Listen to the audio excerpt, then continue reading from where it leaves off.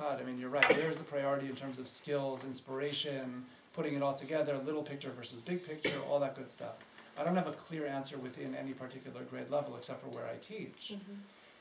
But you're right. I mean, if often enough, our lament on the high school and college level is that, you know, the 5th grade teacher expects that the 2nd grade teacher already taught this skill, and the 8th grade teacher expects that the 5th grade teacher already taught this skill, and the 11th grade teacher is counting on the fact that they already learned all this stuff in elementary school. Nobody teaches the skills, and the kids can't even read Hebrew, right? We're not even talking about the highfalutin how to evaluate a machloket. We're talking about just the most basic skills. I have students in Yeshiva College who have gone through full, you know, seniors who have gone through the full thing, who when I assign a 3-line radak, if there's no Judaica press translation, they come to me and say, we don't know what to do. That's not the majority, but there's some, and these are bright, you know, bright kids who are motivated, who want to learn, who want to sit down, but they can't read the radak, and that's with the dictionary. Okay. So in terms of priorities, yeah, we need to have that skills and foundation and have it grow. And the question is, and the other question is, by the way, just in terms of on a high school level, you can teach a lot of skills, but at some point kids get bored, right? And if kids are bored, then they're not going to learn a whole lot. And what they're going to learn to do is figure out how to beat the teacher as much as they possibly can. Like, how am I going to get through this without needing to know anything? Yeah. Whereas if they're drawn in, you can also sneak in the skills. You can also, there's reason to, you get motivated that way. Yeah, no, I'm on your side, just as Thank you. how you explain it. Yeah. The other question that I have though is, you know, if you ask students to think hard about Tanakh has many very difficult moments, very, very difficult moments. And I think also Navi were showing this. Like, it never you want to hang out with the really hard It never parts, stops, right. Go straight to Sefer Shoftim and you're in some very, very difficult material. Sure. So, you know, it's interesting to, I also don't think that I went to Maimonides, I also don't think that anybody said to me, here, let's learn Tanakh as Avodat Hashem, this is where we're going to get our emunah from. I find that I'm actually, even as an adult, in front of my kahal, I will say, I find it really hard. Actually, I mean, that's where you're going to, how do you pull that together? In other words, it's not text that straightforwardly. Oh, thank God it's not. I would be so bored of it myself. Like, what I find great about it is the fact that it's complex and difficult, and it takes on everything, some larger than life stories, and some very real, could happen to anybody you know type of stories, and everything in between. And that's what makes these stories so great and riveting, and that's why we keep coming back to them. I think if it had been a nice little fluffy, feel-good, have faith, it would work for all of us when we were 4. But then it would be a book that we outgrew. The challenge is, how do you teach hard stories? I was just talking to a young female high school teacher who was concerned about teaching the story of Yehuda and Tamar because she's teaching this story to male seniors. And so since it's a sexually loaded story, she was just nervous about bringing that up. She's a young woman, she's married, but still, she just felt it was uncomfortable. I said, it's funny that, you know, the way that Mefarshim look at the Yehuda and Tamar story, yeah, there's the prostitution moment there, but that's not the primary point of the story for most Parshanim. Whereas, of course, the high school kids, that would be the point. Whoa, Yehuda's sleeping around, right? In other words, that would be the part that would certainly grab them much more than the other elements of the story, which our Mefarshim, I think, spend a lot more time on. So it was jarring to me in terms of, you're right, from a high school educator's point of view, that's certainly the way you need to be thinking about the story, as opposed to the way I might be thinking teaching Yeshiva College, where it's not the primary element of the story. And so, yeah, in terms of the complex stories, teachers have to think good and hard about what stories are going to be valuable to what kids when. Right? I mean, when I was principal of a Hebrew school once, the first grade teacher was doing Bereshit and didn't ask me first, and she started teaching the Dinah story to 6-year-olds. Now, what did you tell them? Well, she realized within 30 seconds that was definitely her biggest teaching. I mean, she was a college student herself. She was young, but this was her biggest teaching blunder ever. And thankfully, she had the brightness to get me in there right away. And she said, "Hi, I started teaching the Dinah story." I'm like, "Oh, sit down." So I turned it into like, why shouldn't we talk to strangers? And what our parents told us. And Dinah went out on her own, unsupervised, and didn't have a buddy. Yeah. So we kept it over there. And it was and the kids were good, by the way. They anticipated all the 6-year-old kids in a Hebrew school that were learning once a week were anticipating some of the greatest comments that our Mefarshim had to say on the story. So obviously we kept the rape part out of there, because I thought that was the right thing to do. And we had a very productive conversation. I spoke to the teacher. I said, do me a favor, before we get to Yudan tomorrow, let's have a talk. that was coming up. So you have to be, teachers need to be somewhat circumspect about where their kids are at and what's actually motivating them, as opposed to, just, well, we better do it because we need to cover ground, and then you run into a lot of thorniness.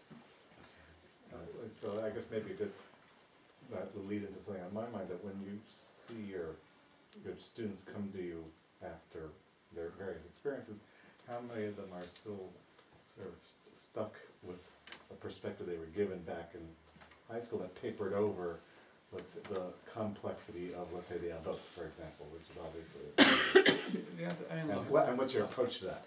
Well, what I do, and I know that I know my students well, because even though we all went to different yeshivot in different times, the fact is that many of us have certain threads that are common, and I know that. So my mashal is always, when you go to aquariums when you're 4, so you see a lot of fish.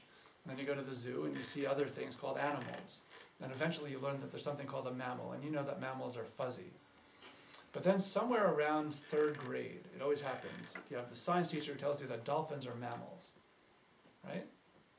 And so on the test, you make sure that you write dolphins are mammals, but you know that your teacher is a liar. Because dolphins are fish. They're in the aquarium. That's where they are, right? To me, good education is all about making students understand that dolphins really are mammals. And if you could do that, you've done it right. If you just tell them dolphins are mammals, they will always spit it back. They will always get their A, but you haven't achieved anything because they know that you're lying.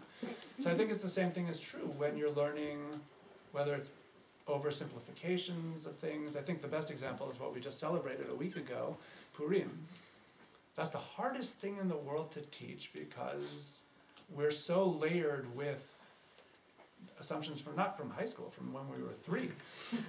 And I warn them, I say, I'm going to challenge every last one of those assumptions, even though some of them I think are right, but I think it's valuable to challenge everything first, and then to try to build from the ground up and see what's really in the Megillah and what is not.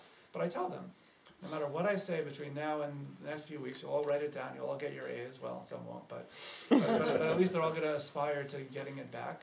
But a lot of them will still have their 4-year-old education in there, and my job is somehow to get in there deep enough to persuade them that there's another way of looking at it, and that perhaps some of the assumptions that they had when they were 4 are not correct. But that's a lot of work for a teacher. Yeah. So I'm wondering about 2 things about the Dina and Yehuda questions. One is, I'm wondering why we have so many more hang-ups about talking about rape than talking about fratricide, considering that there might actually be a chance that our students might attempt fratricide, and it seems very unlikely that they're going to attempt rape. And we talk to 4-year-olds about Yosef all the time. So I'm a little unclear to begin with about why we shouldn't teach this story and we should teach that one. But I'm also, don't we have to arrange the curriculum in order to undo all the things we left out and skipped? And shouldn't there be either a way around that or at least a plan for it? Because every year I have kids, but I try to teach them Megillat Esther before Purim. And it used to be high school students, now it's middle school students. But I just sit there and read psukim to them. And they look at me like, why didn't anyone ever say that to me before? I'm like, excuse me, you sat in shul and listened to the words I just said to you. Mm-hmm. But they never, it wasn't a beauty contest. You said to a 15-year-old, never occurred to them. Even though it's not like they don't have access to it. Right. So why are we giving them mishigas to begin with? And how do we make a serious plan to get rid of it later? Well, that's the hardest question in terms of if we had to really build from the ground up and create our ideal educational model as opposed to what's out there, what would we do? And so I think how to do it on a practical level, that's really hard, right? I mean, even within a school, that's really hard. Even if you have a principal who's committed to that or a head of a Tanakh department who's committed to that, I think it's really hard. So I don't know how to answer that question al regel achad because it's something I think about all the time. It is something that would you really teach Chumash and Rashi to 3rd graders the way that you do? You want them to be exposed to Rashi, you want them to get all those skills, and you want Rashi to be a central part of their lives. But at what cost is that? and how to better do it. Like, do you need to wait till 9th grade when kids start saying, wait a minute? And one of the hardest traumas is when kids learn that there is any second parshan. Because that second parshan is always wrong. To this day, many of my students, if I assign Rashi and Ibn Ezra, Rashi tells us this, Ibn Ezra thinks that. That's how they write it. Or Rashi informs us. Or still, on that level, Rashi... So why can't we teach a second parshan in 3rd grade? I don't know question why is- we do it this way to begin with. I wonder the same thing. I don't know that teaching multiple parshanim to 3rd graders is necessarily helpful, because at some point it's confusing, right? In other words, how sophisticated do we expect children to be, and at what cost is that to the skills, which was brought up before? I don't know all the answers to these questions. I just would love it if educators were thinking about it as schools, and talking about how can we, if everybody agreed with what you're saying in terms of, this is the ideal that we want to make, now how are teachers going to sit down and have a dialogue about it? When I work with the Ida Crown Academy in Chicago, that's what we do. In other words, I can't tell them how to teach their kids, but I could say, look, here are the things that we need to work on, here are the skills that we teachers need to be aware of. Now the question is how to best apply them to our kids and how to maximize inspiration, skill building, and cut out the clutter. Because that would be great. So I don't know how to answer it already. I want to take narrator's privilege. Probably say 3 questions. The first one is, in your notion of pshat, so there are all sorts of background assumptions. For start with, that pshat is Jewish. Right? Whereas in a Christian Sunday school, pshat is Christian. And that we can all live with. But the real question, I think part of the resistance to having students evaluate machlokot in Tanakh is that the machlokot are life-changing. Right? Whether you read the Akedah as about the need to totally subordinate your ethical sense to God, or the Akedah is about the absolute belief that God could never command anything unethical, right, is a radically different perspective on religion. So that's A, right? Is when you have students think about what pshat in the Akedah is, do you really want them just to be reading that text? And if they come out that pshat that what they think, just based on reading the narrative of Genesis, that pshat in the Akedah is that Avram is supposed to subordinate his ethical sense to divine command, and that is in fact how they are supposed to live their religious lives, and they should stop asking ethical questions once somebody convinces them this is halakha. And then there's a much broader sense, which is that for many, many students nowadays, not in Yehoshua, but also in all sorts of issues dealing with women, with men and women and things like that, what they see as the pshat in this methodology will be religiously untenable to them. Right? And it's only the layers of interpretation that enable them to see these texts as religiously powerful.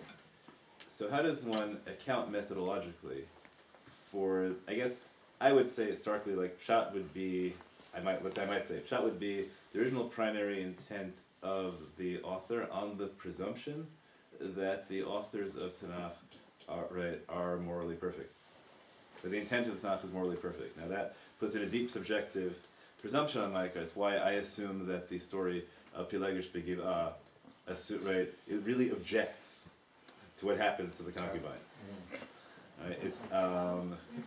Right, so what I'm wondering is, but when you were teaching, right, so does the methodology of pshat you're teaching, how do you teach students to integrate their religious sensibilities? And is that illegitimate? If you say, well, the text can't possibly mean that because that would make God, sexist? Or are they supposed to say, well, this is the text and this is the source of our meaning, and so we're supposed to, so we have to take that, and if that means that men are superior, well, all right, I can live with that. And then probably find that easier than women.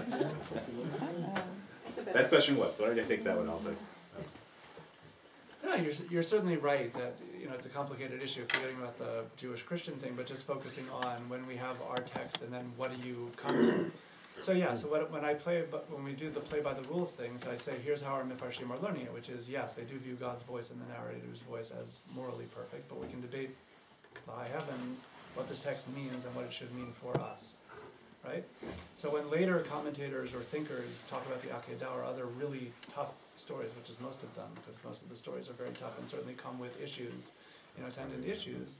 So in a pshat setting, what I'm talking about is, do these theories or do these interpretations hold up to the text evidence, or are they deriving from somewhere else? If they're deriving from somewhere else, that doesn't have to be bad. It just may not have a place in a pshat shiur. In other words, if you're bothered by, let's say pshat, we're certainly, nothing's ever certain, but we're certainly that Abraham is great by subordinating his will to God in the Akedah. Let's say we could somehow verify that. So that could still be jarring, and I think that there's room to respect that jarringness and say, here are some thinkers who also are struggling with the same issue. That's different from putting that back into pshat. So, I mean, I guess what you're saying is that pshat is entered into without moral preconceptions? Because it seems to me that every other author I read on the basis of moral preconceptions about what's plausible in their broader belief system and what I know about them. And let's say if I were reading an article by you, right, and the article, right, and a particular article in a particular, not in this book, but in some other book, I read an article, and the article by you seemed to indicate that there is absolutely no moral problem with Jews acting in a way that demonstrates that Jewish lives are more valuable than non-Jewish lives. And reading the article, I have no evidence that's not true. I would still assume it wasn't, because I know you, and that seems totally out of keeping with what I know of you. Mm-hmm. Why can't I make the same assumption about God? Because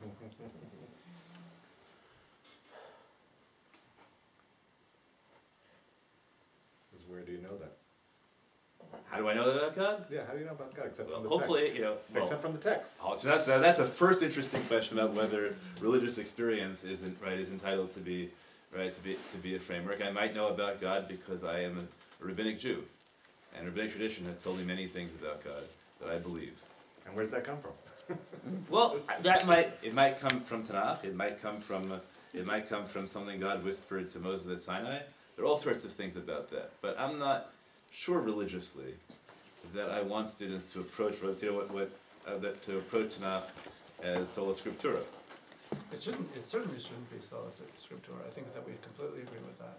So I'm asking, when a student comes to you and says, Rabbi Angel, it seems to me that I'm honest. If I were not a frum Jew, I would read this text as meaning that X, but I can't believe that the Torah is actually saying this. What am I supposed to do now? Because it doesn't comport with my understanding of what God could possibly say. Fair enough. So the next question is, what have later rabbinic, what you said, what are the rabbinic thoughts on this subject? Odds are good there are many different rabbinic opinions on this very subject. But they might not be convincing. When you evaluate which is pshat in the text, they might say, you know what? All that looks like what you called in class drash. That it comes from external things and they're putting in the text. But when I read the text, it sounds to me like a tayadati ki yirei Elohim ata really means that. That's that's if I were just reading the words and I had no preconceptions about what God's relationship with humanity could be, then it just wouldn't convince me. So now what do I do? Personally, I like these sorts of tensions. I mean, they happen all the time, So I find lots of rabbinic tradition valuable in that it struggles with what seems to be pshat. I don't think that it's always reinterpreting. I think that it often does struggle with these issues. But I find that that's often very valuable when students ask questions like that. When you ask the hard questions, if, well, this great rabbi also thought this, or at least likewise came up with this bend over backwards attempt at trying to do something, whether it's Chazal, whether it's somebody in the 20th century.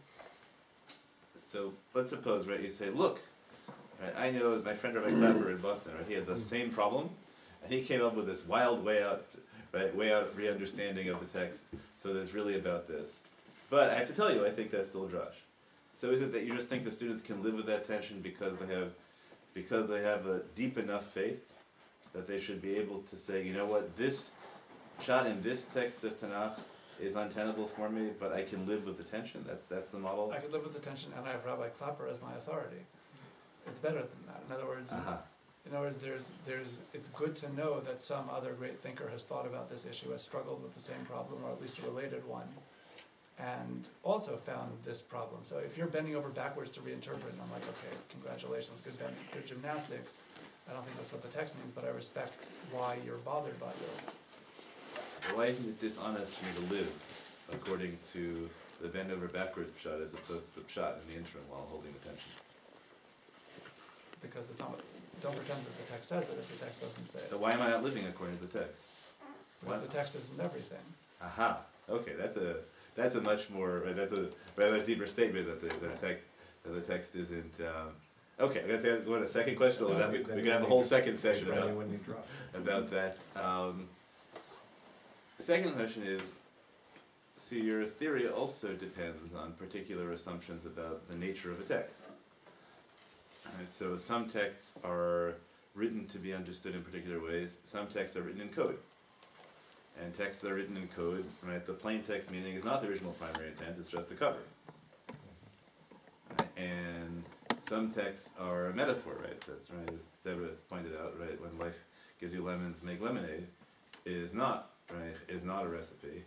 And it's very, so now there are whole schools of interpretation for whom, as I like to teach students, Avraham Alidei Yitzchak.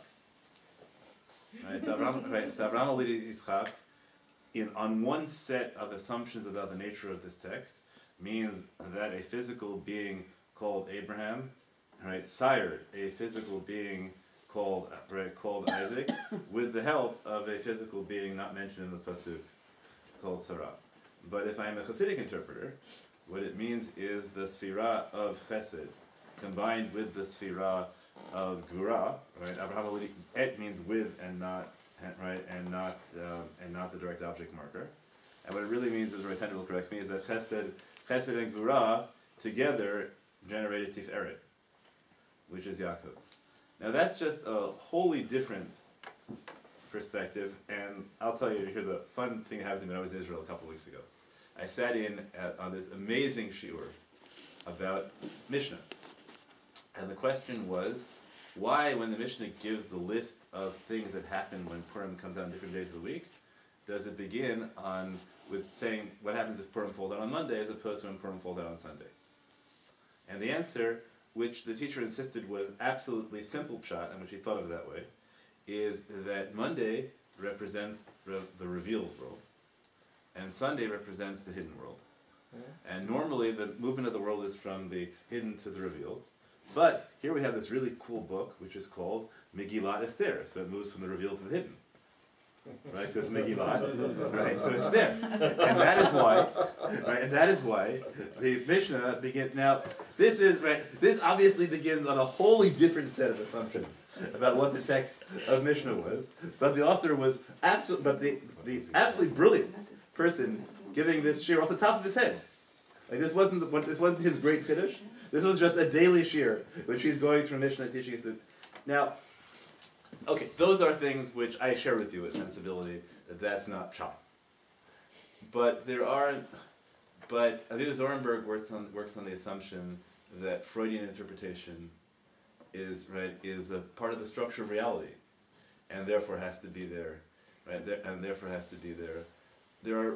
What happens in this notion, or how do you construct an educational system that accounts for students having not just a machloket within the same conception of pshat, but you have students in the classroom who really believe, and I can't say they're ridiculous, right? They have a tradition. They really think Hasidic interpretation is what the original primary meaning of the text is. You have other students who think that Freudian interpretation, other students who think that Musar interpretation is, and some students who happen to like the literary theological method as interpreted by a particular school of modern orthodoxy. So how do you set up an educational structure that accounts, that allows, or can you? Right? Is it essential to set up a system which students get to say, in this school, pshat means this, and if you attempt to argue that, we will look at you and say, okay, that's trash, but this is a class about pshat? Or can you construct an educational system that allows students to develop diverse methodological approaches and to have different assumptions about what constitutes original primary meaning? I think if we were to try to pursue that multiple perspectives thing, I wouldn't do it in 10th grade, right? In other words, I would do it later. To me, at some point, there's great value to that. Even if you can imagine a high school senior class having some Hasidic machshava thing as an alternate approach to the world, although some might be too young. But you're assuming your students are uniform until then. What happens if I have a class where I have kids who have grown up in a Chabad shul? Right. What happens to the kids whose vision of reality is not being represented by what you're describing, and so they are writing that a dolphin is a mammal because you're a liar? When you say this is shot because this is how the world works, and they think that's not how the world works, but this is what he wants me to write on the test, and I never claim even that this is how the world works. In other words, I grant that there are multiple perspectives. I'm aware of that as well. But I'm working on the perspective that I want to pursue here is the perspective of the Pshat school. It's not just the literary, theological 20th century version, it's the classical Pshat school. So from that point of view, that's what we're doing in this room. That doesn't mean that there aren't other valid things to talk about. So what I'm saying, but as a high school, do you think that it's necessary that high school should be set up to teach that as the default method, or is it right? So you're saying let's introduce diversity as seniors. That assumes that your students have been educated uniformly until then, which Correct. may be untrue as an intake, right? As an intake method where you're talking about is undoing the way their fourth grade teachers taught them on the assumption that their fourth grade teachers are unsophisticated people teaching fairy tales, as opposed to really sophisticated people who have deconstructionist models, right? Of the nature of text, which is what I assume. Mm-hmm. Right? Mostly, my third and fourth grade teachers were sophisticated literary theorists. But I'm saying that, right? That's an assumption that I think has to be addressed explicitly. What happens if that methodology is real? Right? It's not just shallow. There was no beauty contest. I promise. No, but suppose they were taught by me. Right? So and I would often, right? I would often spend time teaching them Midrash as a better reading of the text than the particular school of Pshat in the 11th through 13th centuries in France. So now, what happens when they get to your classroom in 9th grade? Is the Midrash a better reading though? Yeah, I think, Okay, on so my assumptions. then it's a valid possibility. But not necessarily in your terms. Because it may make different assumptions. It may make the assumption that Deborah made, for example, that you are allowed to bring information about reality from the tradition that is not in the text, is the assumed background of the text, as opposed to an imposition on the text, that it's no less legitimate than when watching the movie Lincoln, having read extensively about the Civil War. And I assume when I watch the movie Lincoln, that in fact there are things that are supposed to make sense because I know a lot about the Civil War. Not only that, I might assume the movie Lincoln doesn't even relate to the actuality of the Civil War. It plays off the the northern tradition about the Civil War. Right? And so there are things that will happen in there that are built on, let's say, I would assume if I were watching the movie, I did watch the movie, it doesn't do this. But if the movie in there somewhere, right, there are all sorts of apocryphal stories about Lincoln, that it would be legitimate for the movie to play off. And that it would be shot in the movie. Right, to say the movie is referring to these apocryphal stories about Lincoln, even though they're not history. Right. So I might have a view of Midrash that functions that way. Right, that the text of Torah is given to people who believe, right, who they're part of their cultural heritage, believe that Lincoln really told the joke about how many legs does a dog have. Right, and that Washington really chopped down a cherry tree, right? Really chopped down a cherry tree. So why does it? Does this education have to beat this out of them? No, quite to the contrary. Who said the goal isn't to ascertain what happened? The goal is to ascertain what is the Torah teaching. But if the Torah is being taught to people who already know that Abraham knocked down the idols, then it is in fact teaching about that. Because it's referring to it. I understand the question. So again, when you're teaching Midrash, you're talking about, is it Masorah, right? In other words, these are issues that I raise explicitly with my students as possible options. Is it something that they already pre-existing knowledge, in which case it's true, or is it derived from the text, and here's how you can derive it from the text, and we don't know. So I want to try one more thing, and then Aryeh has a question, right? Okay. So one of the things I love teaching is there is a pasuk which says, "Ki ka'asher yakum ish al re'ehu u'rtzafo nefesh, kena davar hazeh," right? Which Chazal read very plausibly, although there's machloket. Let's assume that the pshat, Chazal reads according to the pshat, and the pshat is that we draw a legal equivalence between adulterous rape and murder. Okay, now, what Chazal say is, and it's morally obvious that you can't kill someone to save your own life. Therefore, and the Torah knew that it would be morally obvious to everyone. Therefore, the Torah set up this analogy to teach us that you should treat adultery the same way you treat the same way you treat murder with regard to this notion. And the purpose of the equation in the Torah, right, is only comprehensible on the because you have this cultural moral preconception. Mm-hmm. So what happens if a student makes their argument in their class? I know, and therefore I'm understanding Tanakh. I have no internal evidence in Tanakh. That's what the point is. Right? The point, it looks on the pasuk. It looks to me like the point is about lack of guilt, right? Lack of guilt for involuntary victims. But it seems to me that the text has to be read against the background of this prior knowledge. So will that play a role, or a student who says that in class, well, they say, well, that's very nice because you believe that. But in this class, we work on the assumption that the text is self-explaining. No, so I don't make such a strong, sharp boundary. In other words, I don't. There's no need to insist that it's always from the text outward. In other words, you assume that there is oral tradition and cultural background, and if Code of Hammurabi is relevant, that's relevant also. It's all part of the same conversation. It's not Midrash, but it's still, if this is the setting of Abraham and Sarah, this would be potentially relevant, even if it's not written in the Torah, in the case of Sarah and Hagar. So, yeah, so I think that these are things that I would teach myself. I wouldn't even wait for the student to jump at me to say, Rabbi Klapper taught me whatever. I would have set them out as possibilities. In other words, if the Midrash says that, then, okay, it could be that the Midrash is conveying something beyond what we have in the text. And that pshat can depend on that. Pshat might be completely subservient to that. Okay. Alessandra, you wanted to? Just, I can certainly understand the value of teaching pshat to high school students, even earlier perhaps. They should learn how Tanakh can be historically relative, realistic, get on that level, all the aspects of pshat, textual, historical, realistic. Then you move on to talking about pluralism and having multiple visions in pshat. This is going to lead you into even Midrash, but I think it's also important for our students to have a sense, and this comes out of what we've been discussing, that the Tanakh is also, a canonical book, meaning it's a book that's been accepted by a community, by us, and here Midrash is not just play, it's not just arbitrary, coming up with ideas, that because one Rav likes to play this way and another this way. There's actually I think Midrash has a very important role to play in terms of the way that the community reads Tanakh,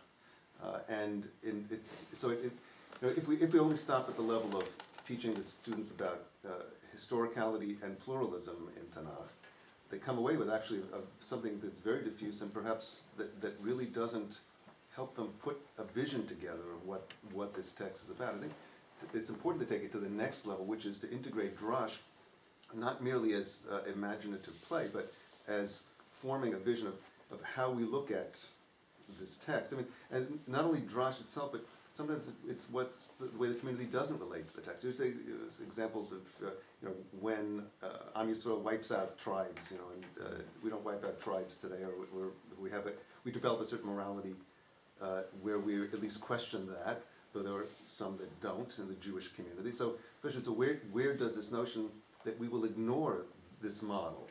At least what we do is ignore it. We ignore the model of wiping out, of genocide against tribes. We don't do this today, not because, even not because one particular Rav has spoken against it, but just don't do it. This is a part of Tanakh that they did that, but we don't apply it to ourselves. So my overall question is that attention should be paid, I think, in high school to how the community reads, accepts Tanakh in a certain sense, the tradition of accepting Tanakh. I couldn't agree with you more. Just to make sure, I hope it wasn't was taken at the very beginning. I think it's important to teach division between Pshat and Drash. It doesn't mean that therefore Pshat is all and Drash is none. Right? In other words, to me, the last book that I wrote before this one was creating space between Pshat and Drash, and I entitled it exactly because you need both, and they both nourish us. And the trick is being able to realize they're not the same thing. That they're working with different assumptions, they're working on a totally different axis of interpretation. But to do one without the other in either direction, I think takes you away from what the goal is going to be. And so I couldn't agree with you more that the Midrash, both in terms of, it's certainly not play. One of the most frequent criticisms I make of my students is when they say it's just a Midrash. And it's what do you mean just? Midrash is incredibly valuable, it's just not the same thing as the text, it's a different being, and now let's figure out how they A, work together, or B, sometimes don't work together. And that too is valuable, but at least that they're both valuable. Yeah, you had a question before. Yeah, I think it was between the two questions and you answered them, so Okay. thank you.